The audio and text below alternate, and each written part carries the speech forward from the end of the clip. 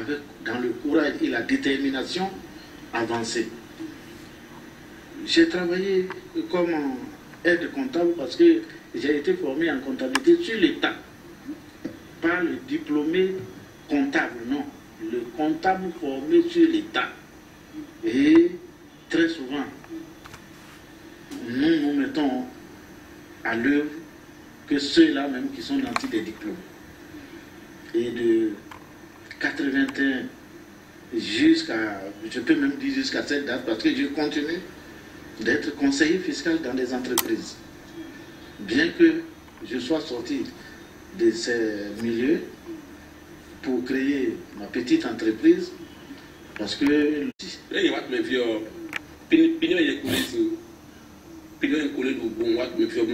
Quand on est étranger.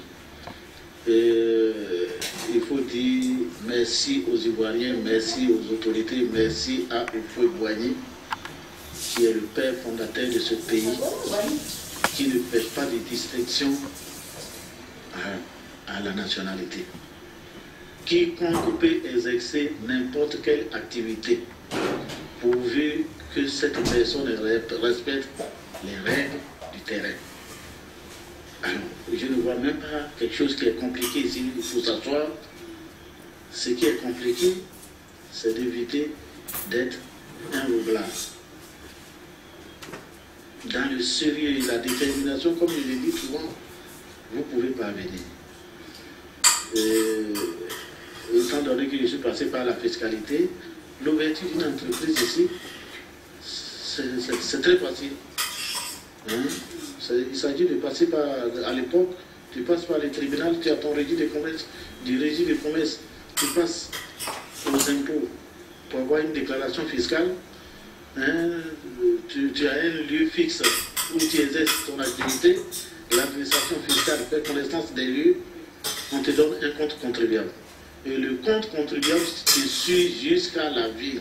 Du fait que j'ai travaillé avec la jeunesse jusqu'à arriver au niveau de secrétaire général adjoint de tous les quartiers précaires de Côte d'Ivoire, je suis officiel.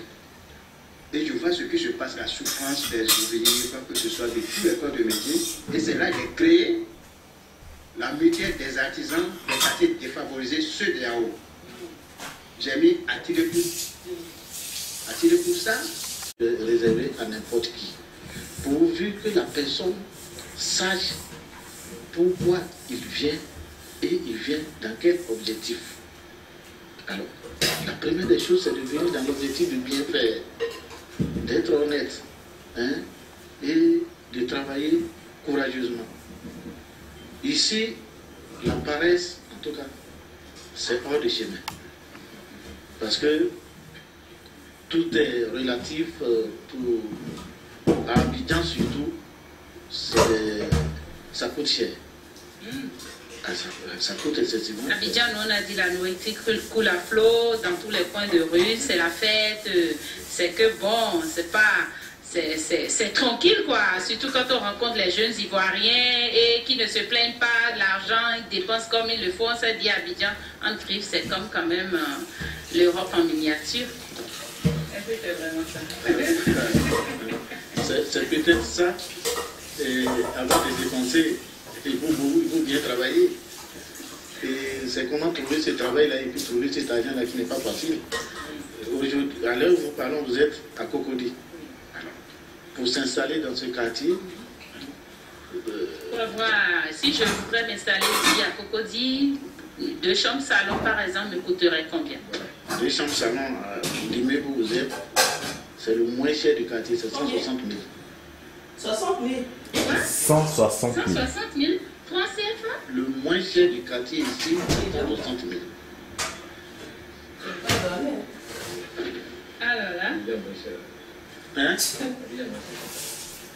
Abidjan, en Côte d'Ivoire, c'est pas facile. Parce que pour trouver d'abord l'emplacement. Je voudrais demander si dans vos projets, dans vos perspectives d'avenir, est-ce que vous planifiez de venir faire ou bien si vous aviez déjà fait quelque chose au Bénin? C'est vraiment la première des choses qui vaille la peine d'être faite, c'est de construire d'abord chez soi. Ça, tout en préservant la réalisation où nous vivons.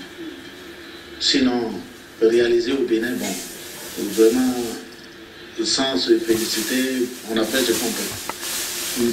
Moi, personnellement, via au Jonas, je travaille avec les industriels. Alors, pourquoi dois-je oublier mon pays? Non, tout sauf ça. J'ai envoyé plus d'une dizaine d'investisseurs au Bénin. Ça ne réussit jamais. Jamais. Qu'est-ce qu'il est? J'ai une lettre de l'administration au temps des Yaïgouni qui m'invitant à revenir avec mes investisseurs, mais ils sont plus repartis. Vous voyez comment Abidjan est beau. J'ai essayé de toucher droit à tous ceux qui travaillent en Côte d'Ivoire ici, qui fait le développement de ce pays-là. Pensez à notre pays, Bénin. Nous, on n'a pas de diplôme, nous sommes juste un mécanicien, mais comment vous pouvez nous aider? Et j'ai saisi le maire de Porto Novo qui nous a donné toute la chance. Et je suis parti avec une délégation forte. Donc, on attend maintenant le retour du gouvernement, sans quoi nous, on a déjà fait ce qu'on peut faire. La vie est difficile.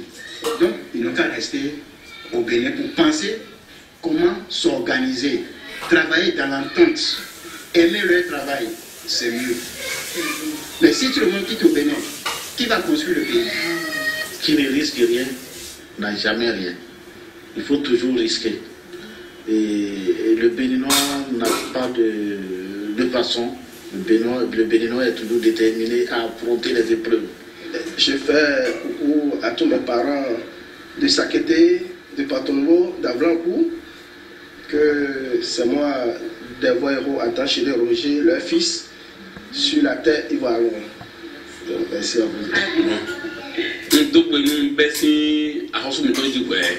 Nous président de la République Miton et le Bénin, nous le ministre de l'Épi, nous nous assemblée Miton, Bissédo, nous métier de mais tout me voyait, même tout me voyait, tout me vraiment, depuis les familles qui m'ont réunion, posé, à tirer pour vivre bi, voilà, nous habitons au Cameroun freeway.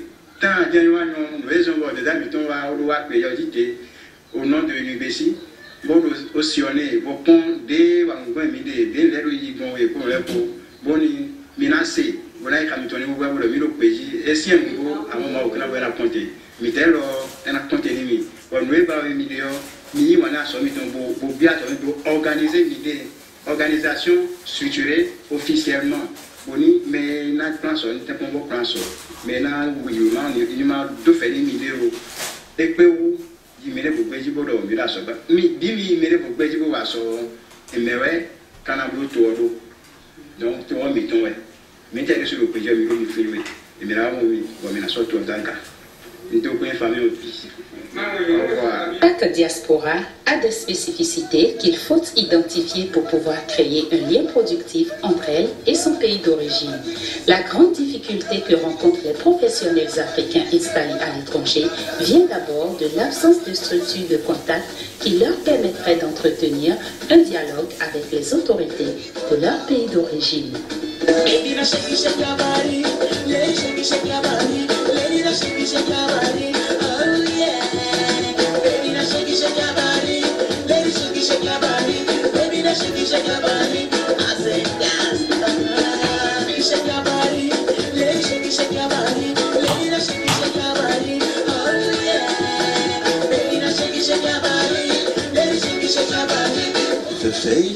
Let's share our differences.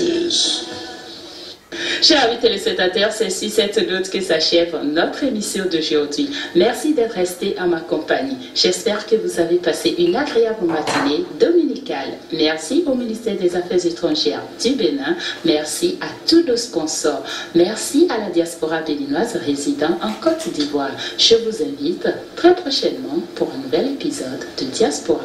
Portez-vous bien. Bye bye.